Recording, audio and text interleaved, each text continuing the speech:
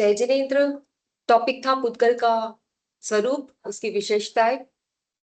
तो पुद्गल के बारे में जो चर्चा कर रहे थे उसमें यही समझ आता है कि जो पूरा ब्रह्मांड है वहां पे 6 द्रव्य है। वो 6 द्रव्य है जीव, पुद्गल, धर्म, अधर्म, आकाश, काल। और इसमें हम पुद्गल के बारे में चर्चा कर रहे थे। तो बाकी जो जीव है यानी बाकी जो द्रव्य है जैसे धर्म, अधर्म, आकाश, काल, ये सब जो है वो अमूर्त है। अमूर्त यानी कि वो एब्स्ट्रैक्ट वे में है। उसको समझना या एक्सप्लेन करना या कंसेप्चुलाइज करना काफी डिफिकल्ट है। अमूर्त भी है प्लस वो अजीब भी है। बल्कि जो जीव होते हैं वो चेतन द्रव्य है। और जो पुद्गल के बारे में हम देख रहे थे कि ये ऐसा द्रव्य है जो मूर्त यानी कि जो एब्स्ट्रैक्ट भी है प्लस वो अजीब भी है। और इसमें जो हमें समझा जा सकता है पुद्गल के बारे में, जिसमें जो हमारी समझ है वो हमारी इंद्रियों के द्वारा है, हमारे अनुभवों के द्वारा है, एक्सपीरियंस के द्वारा है। जो भी मैटर आप आसपास देख रहे हो उसको समझने के लिए आपकी इंद्रियों से उसका स्पर्श होना बहुत ही इंपॉर्टेंट माना गया है। तो इंद्रियों से स्पर्श होना यानी कि उसको परसेप्शन कहा जाता है। परसेप्शन यानी कि अनुभव से आप उसकी वास्तविकता को समझ सकते हैं। तो जो भौतिक जगत है उसका जो आधार है, उसका जो बेस है यानी कि उसका जो मूल पदार्थ है वो है पुद्गल। तो पुद्गल से ही जो हमारा विश्व है वो बना है, ऐसा माना गया है। पुद्गल का जो अर्थ है, वो पुद्गल का जो दार्शनिक अर्थ है ये होता है कि उसमें कुछ गुण होते हैं जो कि है रंग, गंध, रस, स्पर्श। ये सारे उसमें जो गुण होते हैं इसलिए उसको जीव तत्वों से अलग माना जाता है। उसके गुणों को जीव तत्व ग्रहण करते हैं। तो जीव तत्वों में इंद्रियां डेवलप होती है जिससे कि वो पुद्गल के गुणों को समझ सकते हैं, पुद्गल के गुणों को क्लासिफाई कर सकते हैं, डिफ्रेंशिएट कर सकते हैं। तो ये 4 गुण जो है जैसे कि रंग, गंध, रस, स्पर्श, इनके कारण ही पुद्गल को इंद्रियों द्वारा अनुभव किया जा सकता है।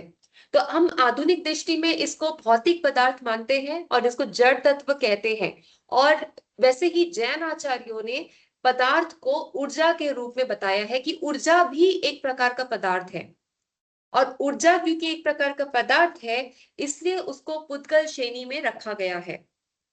फिर मैंने ये भी बताया था आपको लास्ट क्लास में कि पुद्गल जो शब्द है उसका अर्थ क्या है। तो पू मतलब होता है पूरण और ग मतलब होता है गलन। यानी कि जो पुद्गल शब्द है उसमें संयोग और वियोग दोनों की प्रक्रिया चलती रहती है। तो पुद्गल में जो भी परिवर्तन होता है इसी वजह से उसको पुद्गल पुद्गल कहा जाता है क्योंकि वो परिवर्तनशील होता है। आगे हमने देखा था कि परमाणु और स्कंद की क्या अवधारणा है। तो पुद्गल जो है वो सबसे सूक्ष्म है और जो अविभाज्य उसका जो अंश है यानी कि जो इनडिविजिबल अंश है उसको परमाणु कहते हैं। अब परमाणु से हमने समझा था कि जब ये परमाणु बहुत सारे आसपास मिल जाते हैं, समूह बना लेते हैं, कलेक्शन ऑफ ग्रुप, एक ग्रुप बना लेते हैं, तो उसको स्कंद कहा जाता है। और स्कंद को ही हम अपने अनुभवों के थ्रू पहचान सकते हैं। फिर हमने देखा था कि जो 4 गुण हैं यानी कि वर्ण, या रंग, गंध, रस, स्पर्श, ये जो पुद्गल के 4 गुण हैं ये हमारी इंद्रियां तभी अनुभव कर पाती है जब ये गुण स्कंद रूप में होते हैं। फिर हमने देखा था कि पुद्गल का अस्तिकाय स्वरूप है यानी कि वो एग्जिस्टेंस में है क्योंकि उसके गुण देख सकते हैं, उसके जो स्कंद है वो देख सकते हैं और इसी वजह से वो अस्तित्व में है। और हमने ये भी देखा था कि वो प्रदेशों में हमें देखने को मिलते हैं यानी उसका हर यूनिट एक एक प्रदेश लेता है। जब वो स्कंद में है, स्कंद से घिरे हुए हैं, तब वो एक प्रदेश लेता है। तो पुद्गल को अगर समझना है तो प्रदेश को समझना इंपॉर्टेंस, प्रदेश यानी स्पेस पॉइंट। फिर अभी नेक्स्ट पॉइंट हम आ जाते हैं जो आज का टॉपिक है। पुद्गल में एक नित्यत्व और स्थायित्व, स्थायी तत्व है। अब ये नित्यत्व और स्थायी तत्व क्या होता है ये देखते हैं। तो जैन दर्शन के अनुसार पुद्गल जो है वो अनादि है और अनंत है। अनादि और अनंत, इसका मतलब है कि जो पुद्गल है वो कभी उत्पन्न नहीं होता है, कभी उसका ओरिजिन नहीं होता है और कभी नष्ट नहीं होता है। बट हाँ, उसमें एसोसिएशन और डिसोसिएशन होते रहता है और इसी वजह से उसको परिवर्तनशील बोला गया है। तो उसकी जो रूप है और उसकी जो अवस्थाएं हैं वो बदलती रहती है। बट एज अ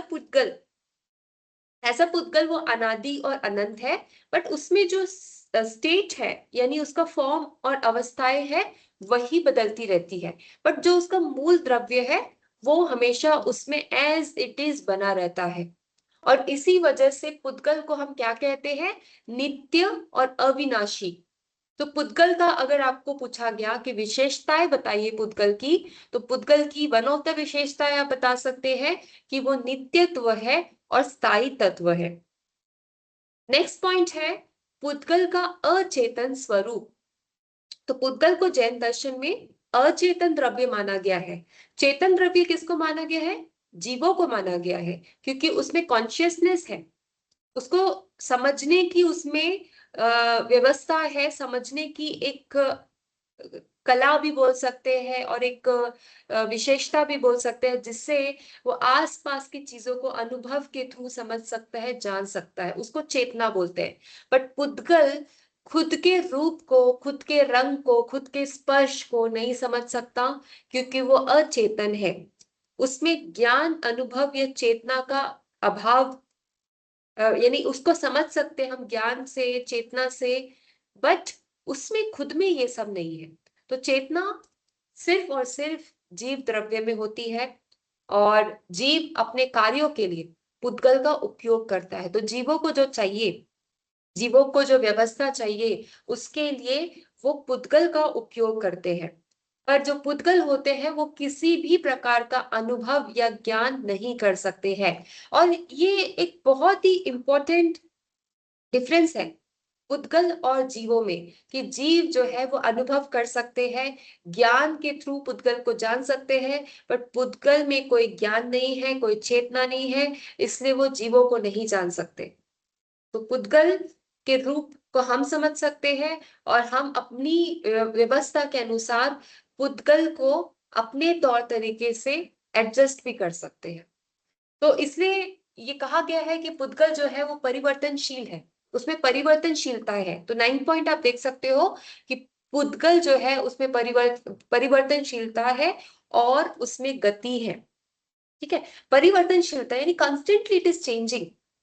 परिवर्तनशीलता का उसमें भाव है, और वो सक्रिय है, हमेशा निरंतर उसमें परिवर्तन होते रहते हैं। ये तो हम सबको मालूम है कि परिवर्तन पुद्गल में होते रहता है।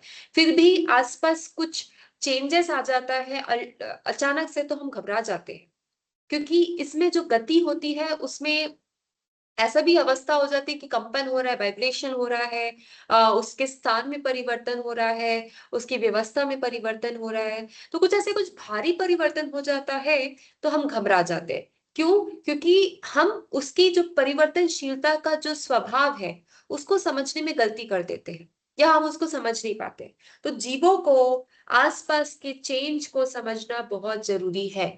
सिर्फ एज अ कैटेगरी लेके ये नहीं बोल सकते कि वो परिवर्तन हो रहा है बट हमें वो समझ नहीं आ रहा है।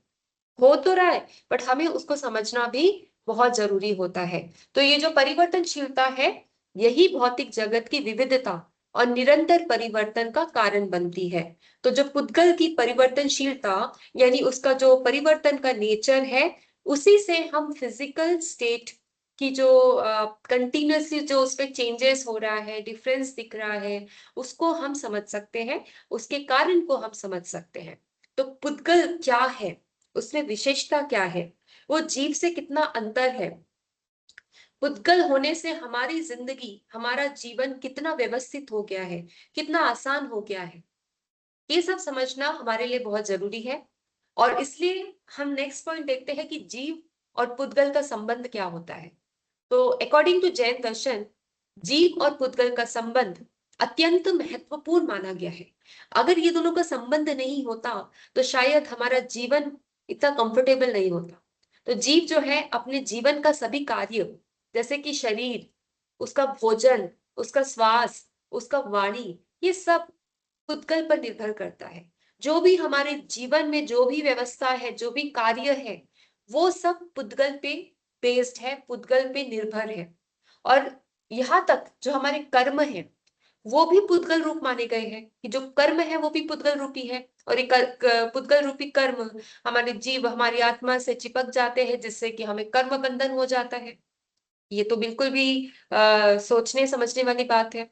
इसके बाद भी जीव और पुद्गल दो भिन्न द्रव्य है, इतनी उनमें सिमिलैरिटीज है, इतना उनमें कनेक्शन है, इसके बाद भी दोनों द्रव्यों को भिन्न माना गया है, पर वो एक दूसरे को प्रभावित करते रहते हैं, पर कभी एक दूसरे में परिवर्तित नहीं होते। ये बहुत इंपॉर्टेंट स्टेटमेंट है कि क्या पुद्गल जीव बन सकता है। ये तैयारी हो रही है साइंस में कि मैटर को जीव बना दिया जाए, मैटर में कॉन्शियसनेस डाल दिया जाए, उसमें आत्मा डाल दिया जाए, जिससे मैटर भी जीव जैसा बर्ताव करे। बट ये पॉसिबिलिटी नहीं है, ऐसा यहाँ पे कहा गया है कि एक स्टेट को दूसरे स्टेट में परिवर्तन कर देना असंभव है। हाँ, उसमें परिवर्तन लाने के लिए, उस स्टेट जैसा बनाने के लिए उस स्टेट के गुणों को ही उसमें लाना पड़ेगा, बट उस स्टेट को दूसरों में परिवर्तन नहीं किया जा सकता, क्योंकि वो एक दूसरे से भिन्न है। जीव और पुद्गल का संबंध इस प्रकार है। तो जीवों की व्यवस्था अलग है और पुद्गल की व्यवस्था अलग है। तो जो साइंस का सबसे बड़ा रिसर्च है कि मैटर में कॉन्शियसनेस, यानी कि मैटर को ही कॉन्शियसनेस बना देना, ये संभव नहीं है। बट हाँ, मैटर में कॉन्शियसनेस लेकर आना, इसकी संभावना है, ऐसा माना गया है।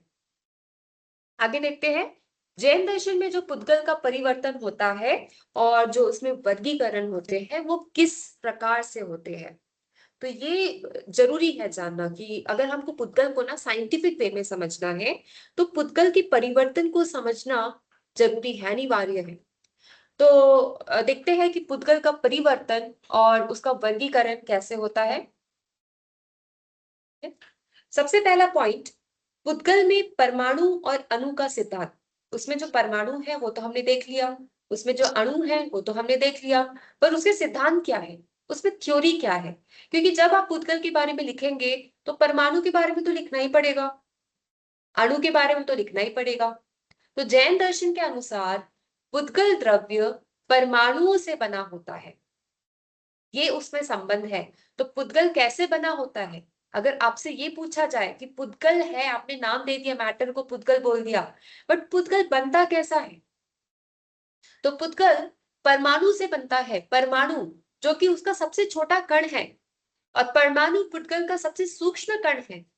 सूक्ष्म भी है, सटल भी है, यानी बहुत ही सूक्ष्म, इतना सूक्ष्म कि हम अपनी आंखों से डायरेक्ट उसको नहीं देख सकते, इतना सूक्ष्म है। और वो अविभाज्य है, यानी उसको हम डिवाइड नहीं कर सकते। कोई बोलेगा कि हम पुद्गल यानी परमाणु को डिवाइड करना चाहते हैं, बट वो नहीं कर सकता, क्योंकि वो इतना छोटा अंश है कि वो डिवाइड नहीं कर सकते। और जब अनेक परमाणु मिल जाते हैं तो वे अणु या स्कंद का निर्माण करते हैं। तो बहुत सारे छोटे छोटे जो ये परमाणु है वो मिल जाते हैं तो अणु बन जाते हैं या तो स्कंद बन जाते हैं। तो यहाँ पे हमें पुद्गल, परमाणु, स्कंद, ये जो टर्मिनोलॉजी है इसको समझना बहुत ही जरूरी है। तो हमारे आधुनिक जो विज्ञान है उसमें परमाणु की संरचना में प्रोटॉन, न्यूट्रॉन, इलेक्ट्रॉन, ये सब का उल्लेख मिलता है कि जो हमारा परमाणु बनता है या उसका जो पुद्गल बनता है, उसको बनने के लिए प्रोटॉन, न्यूट्रॉन, इलेक्ट्रॉन, इसकी जरूरत है। और एग्जाम्पल के तौर पे यदि किसी तत्व के परमाणु में परिवर्तन किया जाए तो उसका स्वरूप भी बदल जाता है।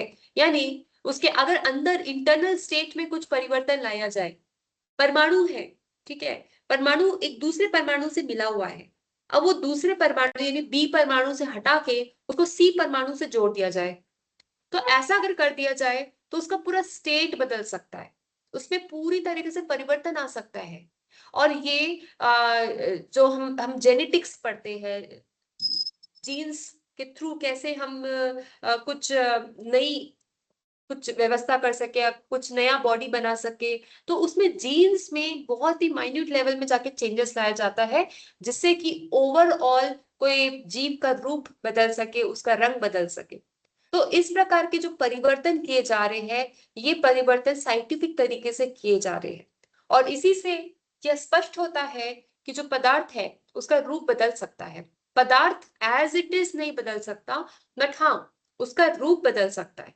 जैसे कि उसका मूल द्रव्य जो है वो बना रहेगा, बट उसका रूप बदल सकता है। तो यही डिफरेंस हमको समझना है कि क्या पुद्गल को पूरा बदल सकते हैं, पुद्गल को ही कॉन्शियस बना सकते हैं, पुद्गल को कभी कॉन्शियस नहीं बना सकते, बट पुद्गल के अंदर परमाणु में चेंज करके उसमें कोई ना कोई तरीके से हम उसके रूप में चेंज ला सकते हैं या उसमें कॉन्शियसनेस की व्यवस्था कर सकते हैं। तो ये हो गया पुद्गल में जो परमाणु है और जो अणु है उसके सिद्धांत। अब नेक्स्ट पॉइंट है पुद्गल में मिलन और विखंडन की प्रक्रिया। ये प्रक्रिया यानी संयोग और वियोग यानी कि उसका विखंडन या मिलन, इसको समझना बहुत ही आवश्यक है। तो पुद्गल की ये सबसे महत्वपूर्ण विशेषता है। पुद्गल की विशेषताओं के बारे में अगर आपको चर्चा करना है तो उसके संयोग यानी मिलन और विखंडन यानी कि गलन।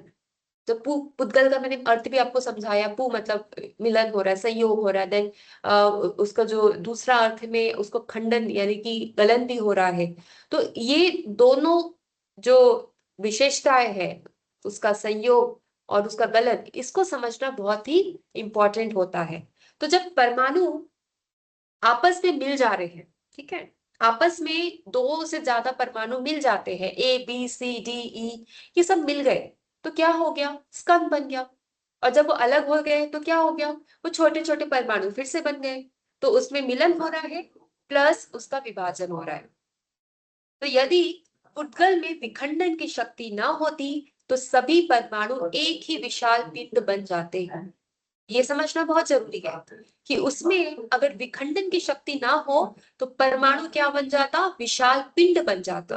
और यदि मिलन की शक्ति ना हो तो कोई भी पदार्थ निर्मित ही नहीं हो पाता। तो ये जो शक्ति है मिलन की और गलन की, ये बहुत ही इंपॉर्टेंट शक्ति है, बहुत ही इंपॉर्टेंट प्रक्रिया है।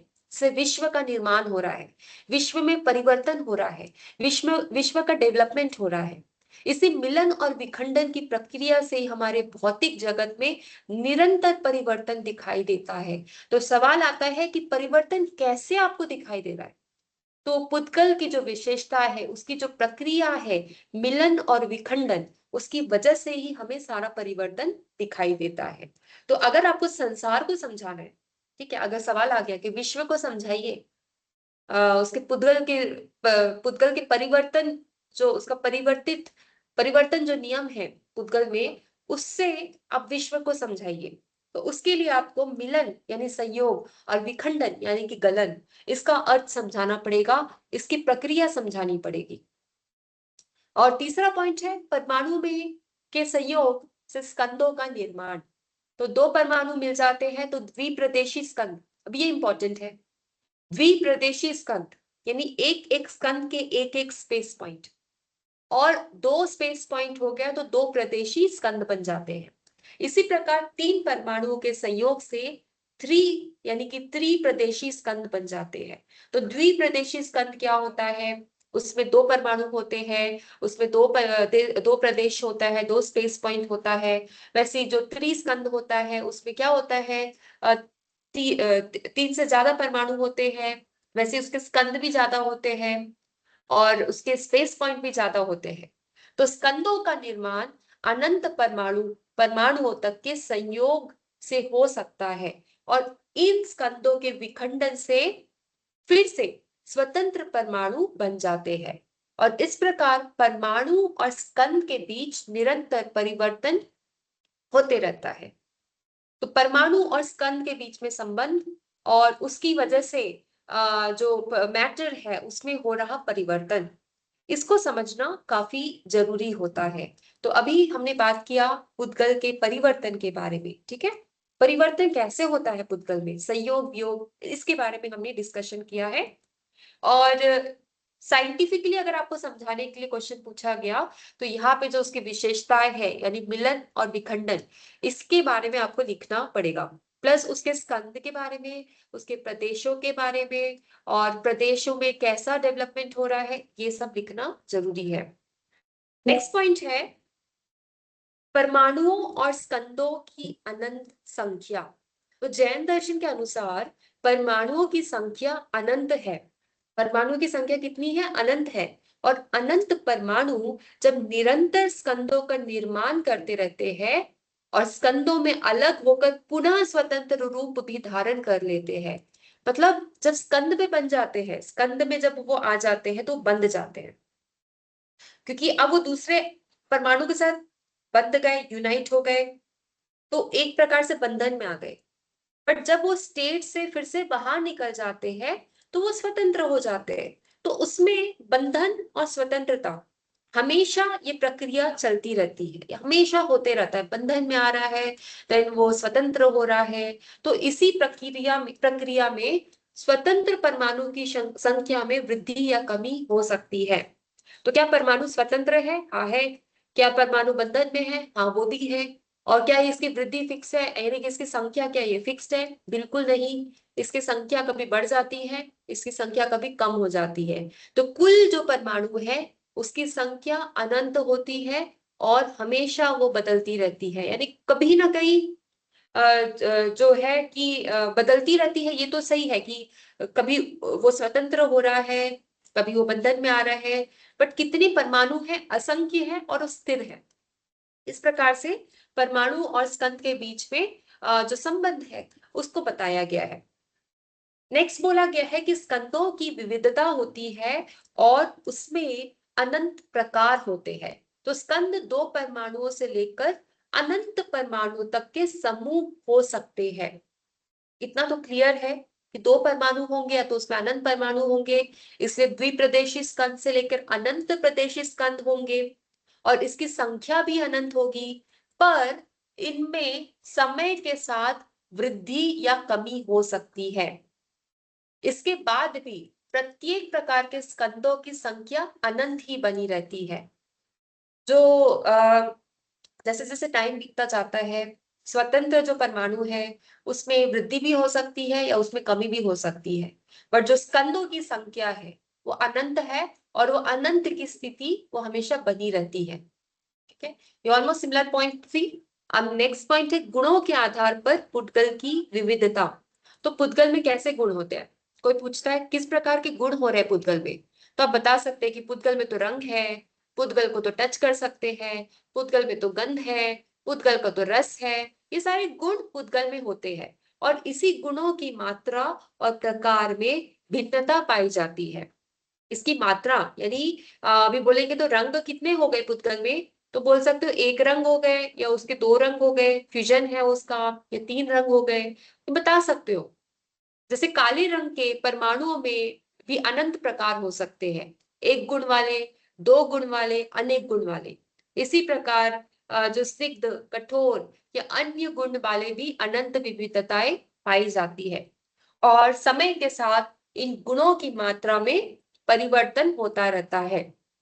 उत्कल को समझाना है आपको, तो समझाने के लिए आपको उसके परमाणु, उसके स्कंद, उसका प्रदेश पॉइंट, ठीक है, उसके साथ उसके गुण, उसके गुण में परिवर्तन, परिवर्तन के नियम, ये सब समझाना बहुत ही आवश्यक है। तो आप लोग को अगर लगता है कि पॉइंट्स नहीं है तो काफी पॉइंट्स है, बट उसको समझाने का तरीका ये मालूम होना चाहिए। ठीक है, अब नेक्स्ट पॉइंट है पुद्गल में निरंतर परिवर्तन और परिणामी नित्यत्व। तो पुद्गल जो है वो जगत में निरंतर परिवर्तन होता रहता है, ये हमें क्लियर है कि पुद्गल में हमेशा परिवर्तन होता रहता है। परमाणु और स्कंद दोनों में गुणों और अवस्थाओं का परिवर्तन होता रहता है। उसमें परमाणु में भी परिवर्तन होता है, जैसे मैंने बताया कि कभी कोई परमाणु स्वतंत्र हो जाते हैं, कभी कोई परमाणु बंधन में आ जाते हैं। जब वो हट जाते हैं यानी कि उसके स्कंद रूप से हट जाते हैं तो वो स्वतंत्र हो जाते हैं, बट जब फिर वो स्कंद में आ जाते हैं तो वो फिर से बंधन में आ जाते हैं। इस प्रकार परमाणु की जो अवस्था है वो बदलती रहती है, ये अवस्थाओं में परिवर्तन चलता रहता है और इन्हीं परिवर्तनों के कारण पुद्गल में नई नई पर्याय उत्पन्न होती रहती है। तो पर्याय कैसे होता है, क्वेश्चन था ना आप लोग का सबसे पहले कि सेम वस्तु में परिवर्तन भी हो रहा है, स्थिरता भी है, ये कैसे पॉसिबल है, ये सवाल था। अब सवाल का जवाब सिंपल सिंपल सा है कि जो परमाणु है वो तो नंबर असंख्य है और नंबर स्थिर है, बट वो नंबर जो है उसमें परिवर्तन हो रहा है, यानी कभी वो स्वतंत्र हो जाते हैं, कभी वो बंध जाते हैं, क्योंकि जब स्कंद में हो जाते हैं तो बंध जाते हैं, जिससे कि उसके पर्याय बदल जाते हैं, जिससे कि उसका पूरा स्टेट बदल जाता है। पर जब वो फिर अलग हो जाते हैं तो फिर वो सेम स्टेट में आ जाते हैं। इस प्रकार परिवर्तन तो दिख जाता है, बट फिर भी उसका जो मूल तत्व है वो हमेशा सेम होते रहता है। तो पुद्गल में नई नई पर्याय उत्पन्न तो होती रहती है, फिर भी जो पुद्गल का मूल जो द्रव्य है वो कभी नष्ट नहीं होता। और जैन दर्शन में इसी सिद्धांत को परिणामी नित्यत्वाद कहा जाता है। तो टर्म तो बड़ा कठिन है कि परिणामी नित्यत्वाद क्या होता है, बट ये टर्म को आप समझ सकते हो पुद्गल में होती हुई पर्याय की वजह से। पुद्गल में जो नई नई पर्याय उत्पन्न हो रही है, उस वजह से आप इस टर्म यानी कि परिणामी नित्यत्ववाद को समझ सकते हो। अर्थात द्रव्य स्थायी है पर उसकी अवस्थाएं बदलती रहती है। तो ये टर्म बड़ा इंपॉर्टेंट है, इसको आप लिख लीजिए कि पुद्गल में एक सिद्धांत है जिसको बोलते हैं परिणामी नित्यत्ववाद, यानी द्रव्य स्थायी है पर उसकी जो अवस्थाएं है वो बदलती रहती है। ठीक है, तो ये जो पॉइंट्स है ये इसकी समझ होनी चाहिए। इसका जो इसमें परिवर्तन है प्लस स्थिरता है, ये दोनों में जो अंतर है इसकी समझ हमें होनी चाहिए। नेक्स्ट पॉइंट है संपूर्ण लोक में पुद्गल का विस्तार। तो जैन दर्शन के अनुसार संपूर्ण लोक आकाश पुद्गल से भरा हुआ है। संपूर्ण जो लोक है हमारा, इवन जो लोक के बाहर आलोक में पहुंच जाते हैं, वहां भी आकाश पुद्गल का विस्तृत रूप हमको दिखता है। तो जब परमाणु और स्कंद दोनों अनंत संख्या में पूरे लोक में फैले हुए हैं, तो जो एक परमाणु है आकाश, वो जो है वो एक ही प्रदेश को घेरता है। ठीक है, वो परमाणु जो आकाश है वो एक ही प्रदेश को घेरता है, और उसी परमाणु के अंदर अनंत परमाणु समा जाते हैं। तो अनंत जो परमाणु है वो भी एक प्रकार से एक ही प्रदेश में समा जाते हैं, बट उसमें जब स्कंद आ जाते हैं तो स्कंद का अलग अलग स्पेस पॉइंट हो जाता है। तो स्कंद एक प्रदेश से लेकर असंख्यात प्रदेशों तक फैल सकते हैं। ये बात बड़ा कॉम्प्लिकेटेड होता है कि एक स्पेस पॉइंट है, उसमें अनेक स्पेस पॉइंट है, उसके अंदर अनेक स्पेस पॉइंट है, ये कैसे पॉसिबल है। बट अगर इसको एज एन आउटलाइन समझे, एज अ पिक्चर फॉर्म में समझे, तो ये पॉसिबल है। क्योंकि जो यूनिवर्सल जो एक गोला है, एक सर्कल है यूनिवर्सल, उसके अंदर ही पर्टिकुलर आते हैं। उसके हिसाब से हम ये असंख्यक प्रदेशों की डेफिनेशन को समझ सकते हैं। और इसी दृष्टि से लोक में कोई भी स्थान पूर्णतः खाली नहीं माना जाता है। लोक में जगह जगह पे पुद्गल परमाणु है, आकाश परमाणु भरे पड़े हैं, एक ही स्पेस पॉइंट में भरे हैं, बट जो परमाणु है उसके प्रदेश बहुत सारे हैं, असंख्यात है।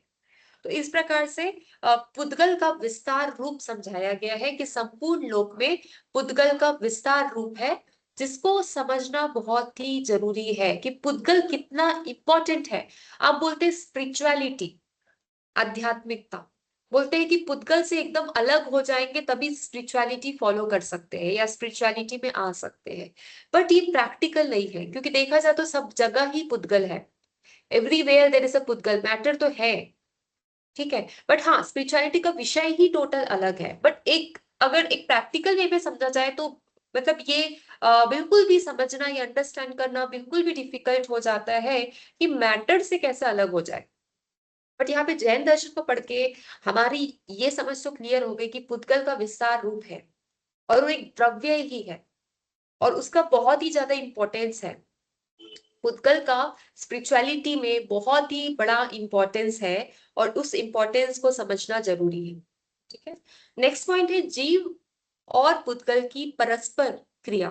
तो पुद्गल और जीव के बीच में बहुत ही गहरा संबंध है। पुद्गल में ग्रहण नाम का गुण होता है, जिसके कारण जीव पुद्गल को ग्रहण कर सकता है। पुद्गल जो है वो जो जीव जो है वो पुद्गल को ग्रहण कर सकता है, और पुद्गल स्वयं जीव से नहीं जुड़ता। बल्कि जीव की क्रियाओं के कारण उसे आकर्षित होकर जुड़ जाता है। ये जो स्पिरिचुअलिटी का हम जब बात कर रहे थे, आध्यात्मिकता का, कि जो मैटर है, जीव है, भले अलग अलग द्रव्य है, तो जीव में पुद्गल कैसे आकर्षित हो रहा है, ये जीवों की क्रियाओं के कारण ही पुद्गल उससे आकर्षित हो रहा है। और ये सिमिलर पॉइंट सांख्य दर्शन में भी बताया गया है कि जो अट्रैक्शन हो रहा है पुद्गल का जीवों की तरफ, वो जीवों की प्रक्रिया के कारण ही हो रहा है। यानी जो कॉन्शियसनेस हम ले रहे, पुरुषा जिसको मान के चल रहे हैं, प्रकृति तो मैटर हो गया, पुरुषा जो हो गया वो कॉन्शियसनेस हो गया। अब जो पुरुषा है वो एक चेतन है, चेतना है उसके अंदर, क्योंकि उसमें चेतना ही इतना बड़ा, उसमें एक प्रकार का नेचर है उसका चेतना का। तो उसमें चेतना की वजह से उसमें जो क्रियाएं है, प्रक्रिया है, उसकी वजह से पुद्गल जो है आकर्षित हो जाता है, कि पुद्गल को लगता है कि वो उसे उसे अटैच हो जाएगा।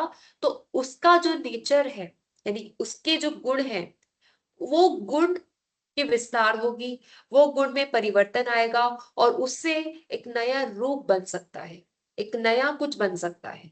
तो इसी चक्कर में जो पुद्गल है वो गुण से, ये जो चेतना है यानी कि जो कॉन्शियसनेस है और जो जीव है, उससे आकर्षित हो जाता है।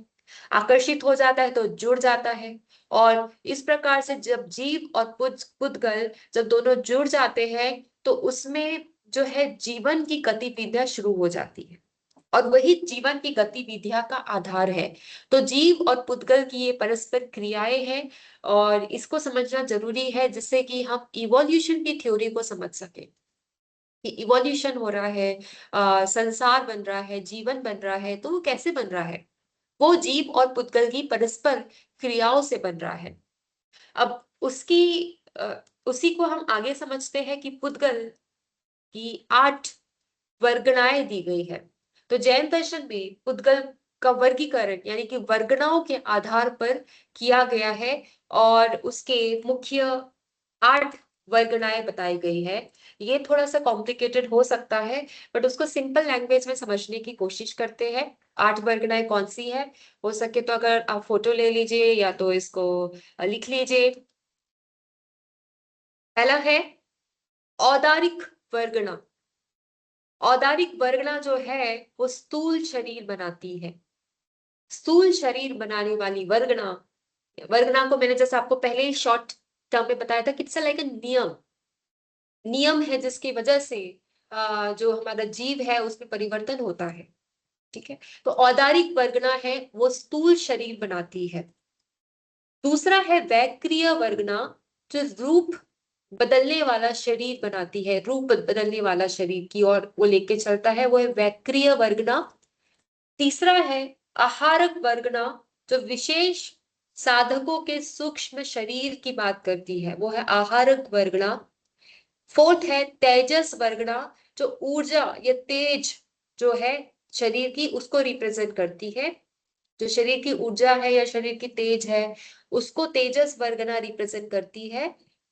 फिफ्थ है कार्मन वर्गना, यानी जो कर्म शरीर बनाती है, वो है कार्मन वर्गना, कार्मन। सिक्स है श्वासोच्छ्वास वर्गना, जो श्वास और प्राण की क्रिया से संबंधित है। सेवेंथ है भाषा वर्गना, जो वाणी और ध्वनि इसके निर्माण में सहायक है। और एट है मनोवर्गना, जो मन और चिंतन की क्रियाओं में सहायक है। तो जो जीवों में जो परिवर्तन हो रहा है, जीवों में जो व्यवस्थाएं है, वो किस वजह से, वो कुछ नियमों के आधार पे है, और वो नियमों को वर्गना कहा गया है। और वो वर्गनाओं को 8 तरीकों से डिफाइन किया गया है। तो ये पुद्गल जो है वो 8 वर्गनाओं यानी 8 नियमों के कारण जीवों के संपर्क में आते हैं। तो वो है औदारिक में जो स्थूल शरीर बना देते हैं, वैक्रिया में जो रूप बना देते हैं, रूप बदल जाते हैं शरीर की, आहारक में सूक्ष्म शरीर जो है साधकों का वो बन जाता है, तेजस में उसका ऊर्जा या तेज शरीर बन जाता है, कार्बन वर्गना में कर्म शरीर बनता है, श्वासोच्छ्वास वर्गना में श्वास और प्राण की क्रिया बनती है, भाषा वर्गना में वाणी और ध्वनि बनती है, और मनोवर्गना में मन और चिंतन की क्रियाएं शुरू होती है। उससे रिलेटेड ये बात बताई गई है कि मनोवर्गना में मन और चिंतन ये आ जाता है। तो ये पुद्गल की 8 जो है वर्गनाएं बताई गई है। तो ये एक्चुअली बस आपको इसको लिख के एक समझना ही इम्पोर्टेंट है।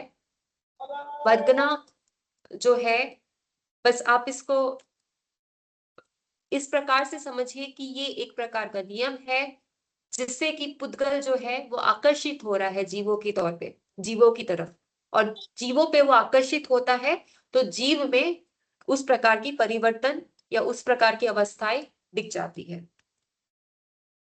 नेक्स्ट पॉइंट है पुद्गल में मूर्तता और उसके गुण। तो पुद्गल एक ऐसा द्रव्य है जो मूर्त कॉर्पोरियल है और उसमें इंद्रियों से हम उसको प्रत्यक्ष जान सकते हैं। पुद्गल में जो मूर्तता है उसका अर्थ ये है कि उसको इंद्रियों द्वारा अनुभव किया जा सकता है। तो इसलिए जो मूर्तता को 4 इंद्रिय गम्य गुणों का समुच्चय माना गया है, वो है रंग, रस, गंध और स्पर्श। तो पुद्गल के 4 गुण हैं। 4 गुणों को समझना बड़ा इंपॉर्टेंट होता है। जो गुण है, पहला रंग, यानी कि उसके 5 प्रकार के रंग, बहुत सारे रंग है, जैसे कि काला, नीला, लाल, पीला, सफेद, ये हो गया रंग। देन रस, मधुर, तिक्त, कटु, अम्ल, कषाय। फिर गंध 2 प्रकार बताए गए, सुगंध, दुर्गंध। ये प्रकार बताए गए पुद्गल के। तो वैसे तो ये नहीं है कितने ही प्रकार होते हैं, इससे ज्यादा भी हो सकते हैं, बट यहाँ पे जो जैन दर्शन है उसमें पुद्गल के इस प्रकार के प्रकार बताए गए हैं। गंध, सुगंध, दुर्गंध। स्पर्श 8 प्रकार, शीत, उष्ण, देन चिकनाहट उसमें, देन उसका खुरदरापन, रुक्ष, ये सारे उसके स्पर्श के प्रकार बताए गए हैं। फिर उसमें हल्कापन होता है, भारीपन होता है, उसमें कोमलता होता है, उसमें कठोरता होता है। इस प्रकार से गुणों के प्रकार बताए गए हैं। तो इन गुणों के कारण ही पुद्गल को मूर्त और अनुभव योग्य द्रव्य कहा जाता है। इसी गुणों के कारण ही बताया गया है कि पुद्गल जो है वो अनुभव योगी है। उसको अनुभव, यानी कि उसमें अनुभव हमको हो सकता है क्योंकि उसमें जो है गुण है, उसमें जो है गुणों के प्रकार है, और इसी वजह से हमें उसमें अनुभव होता है। तो अभी हमने काफी कॉम्प्लिकेटेड चीज को समझा है। कॉम्प्लिकेटेड इसलिए है क्योंकि गुण जो है वो जो पुद्गल जो है वो जीवों से आकर्षित हो रहे हैं, और जो जीवों से आकर्षित हो रहे हैं तो उसमें कुछ नियम के रूप में वो आकर्षित हो रहे हैं। वो नियम जो है वो वर्गना कहलाए, और वर्गना की वजह से हमने देखा सूक्ष्म शरीर बन गया, उसमें मन बन गया, उसमें चिंतन बन गया, और उसमें और भी बहुत सारी प्रकार की व्यवस्था हो गई। ये हमने देख लिया। फिर हमने देख लिया कि जो गुण है, जो पुद्गल के जो गुण है उसमें भी बहुत सारे प्रकार हैं। अब इस प्रकार, यानी ये जो प्रकार है, जो गुणों के प्रकार है, इसकी वजह से जो जीव है, जीवों में विशेषताएं आने लगी।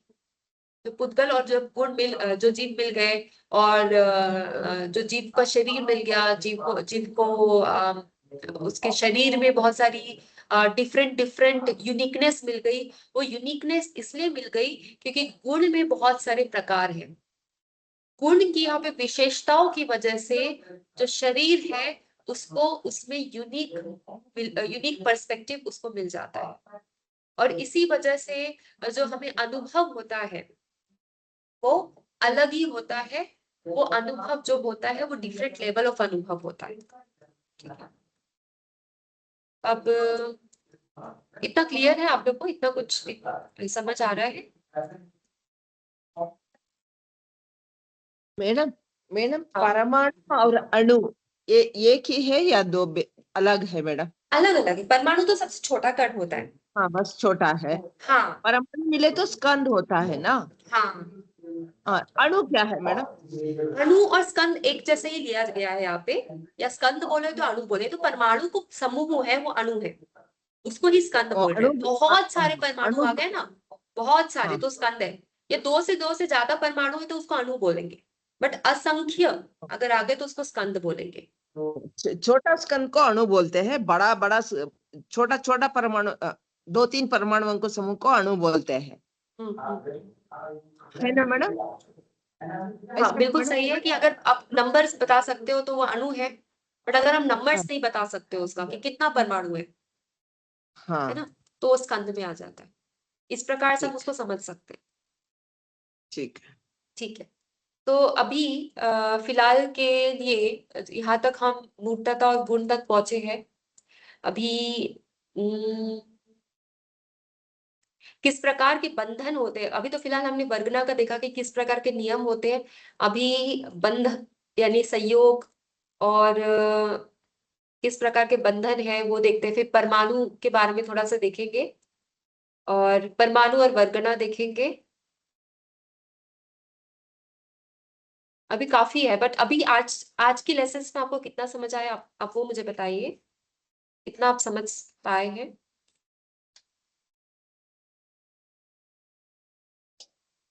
मैडम, पहले पुद्गल में नित्यत्व और स्थायित्व होता है मैडम। पहला तो आप आज आपने पहला बताया, पुद्गल में नित्यत्व और स्थायित्व होता है। क्योंकि पुद्गल अनंत है, अनंत है। उस वो अविनाशी भी है, अविनाशी भी, वो कभी नष्ट नहीं होता है। फिर पुद्गल अचेतन द्रव्य है मैडम, उसमें जीवत्व नहीं है, अचेतन है। ये पुद्गल को जीव अनुभव कर सकता है। वो अचेतन है लेकिन जीव उसको अनुभव कर सकता है मैडम। फिर पुद्गल को हम जीव जीव अपने ज्ञान से पहचान सकता है।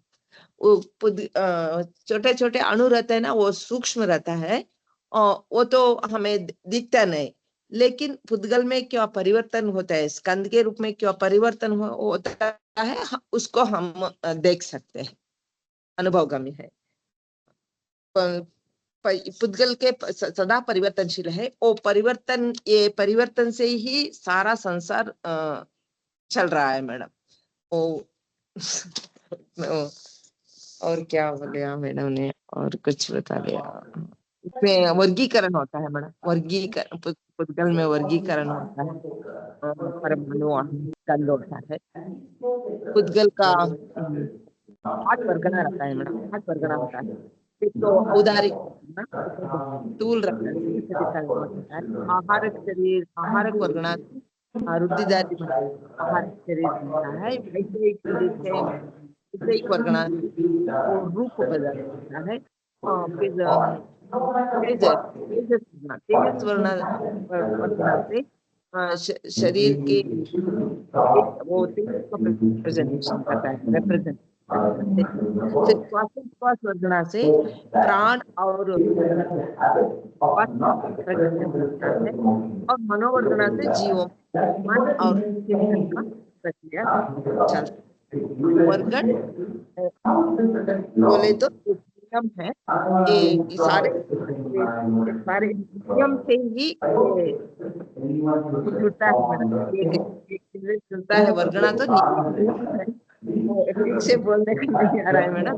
से ही वो एक से जुड़ता है। वो फिर वो क्या है, ये वर्गना को आत्मा, जीव में चेतना में जो शक्ति है, ये वर्गना को अपनी ओर खींचने का, आकर्षण करने का एक शक्ति है मैडम, चेतना है। उद्गम का मुख्य गुण है स्पर्श, रस, गंध, वर्ण, ये गुण है। इसके द्वारा हम सभी व्यक्ति और यूनिक यूनिक विशेषता को हम समझते हैं कि कुछ अलग अलग होता है, ऐसा समझ। नहीं, बहुत अच्छे, बहुत बहुत अच्छा बता रहे सत्या जी आप, बहुत बढ़िया से समझा रहे हैं, एक्सप्लेन कर रहे हैं। वही है, आपको अगर एग्जाम में ऐसे क्वेश्चंस पूछते हैं ना वैसे एक्सप्लेन करना है। बट मैंने तो आपको पहले ही बताया कि काफी सिंपल टाइप के हाँ क्वेश्चंस पूछे जाते हैं जिसमें आप हाँ सिंपली आंसर कर सकते हो। ये सारे मैंने भी जो पॉइंट्स बताए हैं, क्योंकि क्या हाँ है ना, जितना कॉम्प्लिकेटेड में जाते हैं उतनी सरल चीजों को हम समझ नहीं पाते। मैडम, हाँ तो मैडम। उसको ही हम सरल अगर रूप में समझेंगे तो उसका जो विस्तार रूप है उसको भी समझ पाएंगे। तो होपफुली अभी तक जितनी भी क्लासेस हुई है वो आपके लिए हेल्पफुल रही होंगी हाँ मैडम। समझने के हाँ लिए, मैडम। हाँ मैडम, हेल्पफुल हो रहा है। है ना? बहुत अभी बहुत बहुत मुश्किल तो नहीं हो रहा है मैडम, बहुत मुश्किल हाँ, नहीं हो रहा है। मुश्किल एक्चुअली नहीं है। और हम्म, जितनी हमारी क्षमता है उतना तो हमें समझना ही चाहिए। और उसको और वृद्धि करनी चाहिए कि हम और क्या समझ सकते हैं और किस लेवल में समझ सकते हैं, क्योंकि हाँ। तत्वों को समझना आसान नहीं है। हम तो ग्रंथों के माध्यम से उसको समझने की कोशिश कर रहे हैं, बट उसको अनुभव के माध्यम से भी समझना पड़ेगा, हाँ। है ना। और अनुभव के साथ साथ हमारे खुद की विश्लेषण, यानी कि खुद की जो हमारी बुद्धि है उसकी क्षमता के अनुसार भी उसको समझना पड़ेगा। ठीक है। ओके, तो अभी कल हम संयोग, हम उसके बंध, यानी कि द्रव्यों का निर्माण कैसे होता है, भौतिक द्रव्य है उसका निर्माण कैसे होता है ये पढ़ेंगे। प्लस मतलब ये भी इंटरेस्टिंग टॉपिक है, जो भौतिक द्रव्य है आपको दिख तो रहा है, ये है, टेबल है, बॉटल है, ग्लास है, चेयर है, सब कुछ है, बट उसको सूक्ष्म लेवल में उसका निर्माण कैसे हो रहा है, कैसे जुड़ रहे हैं एटम्स, कैसे जुड़ रहे हैं परमाणु, किस प्रकार से उसमें विकास हो रहा है, किस प्रकार से उसमें परिवर्तन हो रहा है कि कुछ सालों बाद उसका अस्तित्व नहीं रहेगा, वो इतना ज्यादा वो परिवर्तन हो जाता है कि उसका जो स्टेज है, अवस्था है, वो भी खत्म हो जाता है। तो इसको समझना बहुत जरूरी है, तो ये हम बंध की वजह से समझेंगे। प्लस जो परमाणु है, तो सूक्ष्म रूपी परमाणु है वो क्या है, मतलब अभी तो फिलहाल समझ गए कि परमाणु किस प्रकार का है, सबसे छोटा सा जो अंश है वो परमाणु है, बट उसमें किस प्रकार की चेंजेस है, उसमें किस प्रकार का संयोग होता है वो हम देखेंगे। कि परमाणु और वर्गणा के बीच में क्या संबंध है वो हम देखेंगे। ठीक है। और परमाणु में गति भी होती है, मालूम, परमाणु में गति भी होती है, उसकी हम देखेंगे कि परमाणु में गति कैसे होती है। ये कुछ हाँ। साइंटिफिक पॉइंट्स है, 3-4 ही साइंटिफिक पॉइंट्स है जो आपको थोड़ा कॉम्प्लिकेटेड लग सकता है, एडवांस लेवल है, क्योंकि हमें पुद्गल का अपने सिलेबस में देखा होगा कि पुद्गल के बारे में हमें साइंटिफिक तरीके से उसको पढ़ना है, ये हमारा सिलेबस का पार्ट है, और इसलिए हम उसको थोड़ा डिटेल में जाने की कोशिश कर रहे हैं, है ना। तो उसकी नहीं, साइंटिफिक वो एनालिसिस हो जाएगी ना, तो फिर हम नेक्स्ट जो द्रव्य है हमारा धर्म अधर्म, उसको फिर से बेसिक लेवल में पढ़ना शुरू कर सकते हैं। बट पुद्गल को तो हमें साइंटिफिक लेवल में पढ़ना ही पड़ेगा क्योंकि वो सिलेबस का पार्ट भी है। मैडम पुद्गल कितना रहता है उतना ही रहता है मैडम। वो उत्पाद, उसमें उत्पाद व्यय होता है ना, हाँ, फिर भी उतना वो ही रहता कितना है, संख्या है उतना ही रहता है, उतना उतना ही ही है, रहता है, हाँ, चेंजेस नहीं होता। चेंजेस नहीं हाँ। होते, बस उसमें और परिवर्तन होते रहता है, उसमें जो परमाणु है ना उसमें परिवर्तन होता रहता है। एक एक वस्तु में पूरा डिस्क्राइब होता है मैडम, वो उसी का ही रूपांतर समझने को हमें कुछ वस्तु में नहीं होता है, उसको हम कई कैसे आइडेंटिफाई कर सकते हैं मैडम। उसको मतलब कैसा कोई वस्तु आपके मतलब आपके पास कुछ मैडम ऐसा उदाहरण है? फॉर एग्जाम्पल वो मिट्टी मिट्टी ले है, मिट्टी से हम मटका बनाते हैं या हाँ, लोटा बनाते हैं, कुछ बनाते हैं, वो तो मालूम होता है हमें।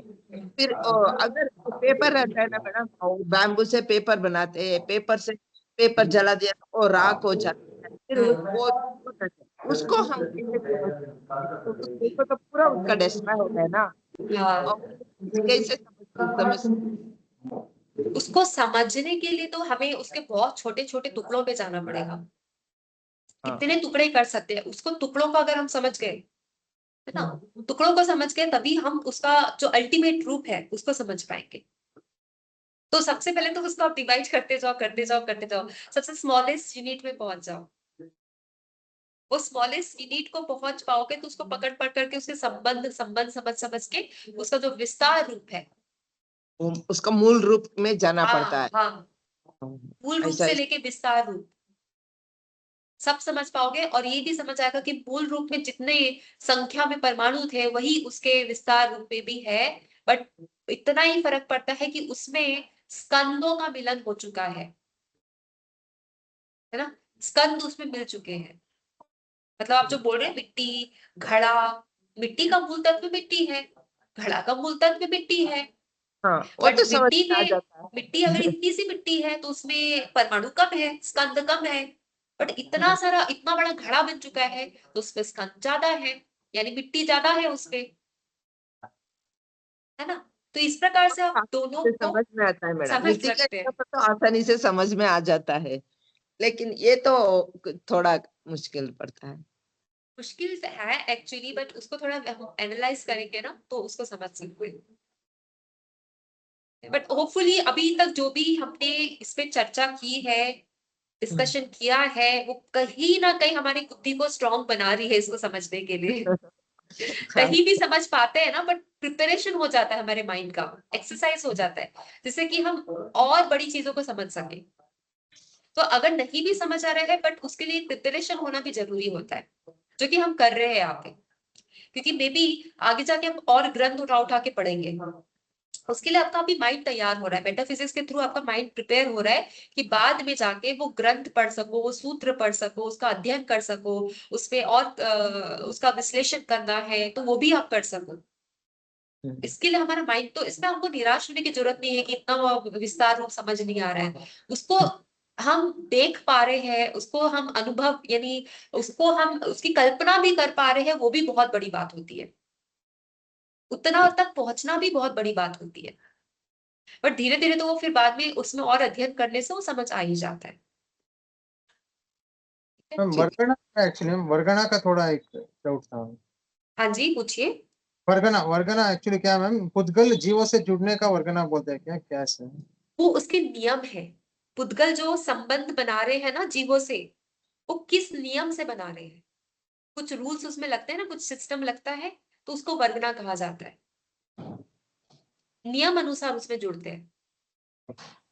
वर्गना के बारे में और पढ़ेंगे कि किस प्रकार से संबंध है, बट फिलहाल के लिए आप लोग इतना ही समझिए कि वो नियम है, नियम अनुसार जो पुद्गल है वो उससे संपर्क में आ रहे हैं, जिसको वर्गना कहा जा रहा है। Okay, then we will wind up for today. हाँ मैडम। ओके, चलिए। जय मैडम जिनेन्द्र। कल इसी टाइम में रहता है मैडम क्लास? जी जी जी, सेम टाइम 11:30। 11:30। ओके, चलिए, जय Jinendra, thank you. Thank you.